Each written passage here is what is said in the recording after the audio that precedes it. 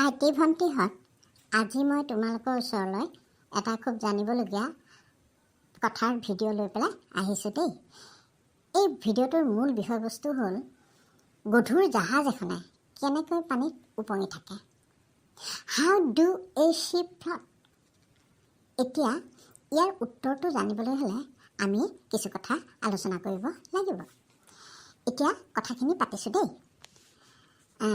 আমি যদি জানো যে লো এটুকুৰা যদি আমি পুখুৰীৰ পানীত বা নদীৰ পানীত দি দিওঁ, তেতিয়া টুকুৰাটো লগে লগে পানীত ডুব যায়। কিন্তু লোৰে নিৰ্মিত প্ৰকাণ্ড জাহাজ এখন সাগৰত ডুব নাযায় কিয়? এইটোতো আচৰিত কথা। আৰু ইয়াৰ কাৰণ এটা লুকাই আছে। কাৰণটো কি? কাৰণটো হ'ল আমি জানো যে প্ৰত্যেক বস্তুৰ এটা নিৰ্দিষ্ট ওজন বা ভৰ থাকে। আৰ্কিমিডিছৰ সূত্ৰ মতে কোনো বস্তুৰ ওজন যদি সি অপসাৰিত কৰা তৰল বস্তুটোৰ ওজনতকৈ যদি কম হয়, তেতিয়াহ'লে সেই বস্তুটো ভাহি থাকিব।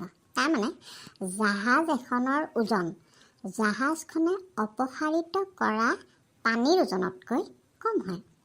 কাৰণ জাহাজ এখন দেখিবলৈ প্ৰকাণ্ড লোহাৰে তৈয়াৰী যদিও জাহাজৰ ভিতৰৰ অংশবোৰ ফোপোলা কৰি তৈয়াৰ কৰা হয়।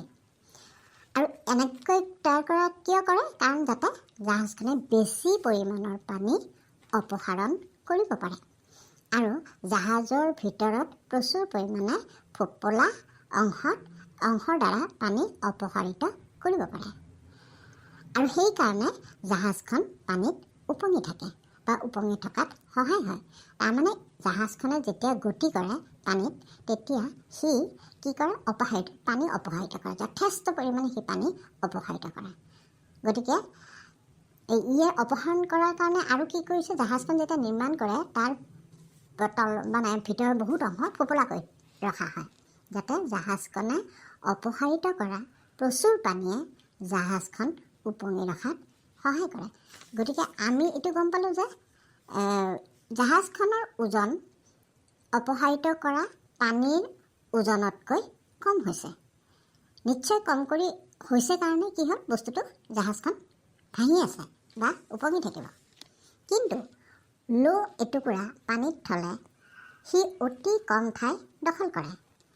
ফলত সি যি পৰিমাণৰ পানী অপসাৰিত কৰিব, সেই পানীখিনিৰ ওজন বা ভৰ লোহাৰ টুকুৰাতকৈ কম হয়।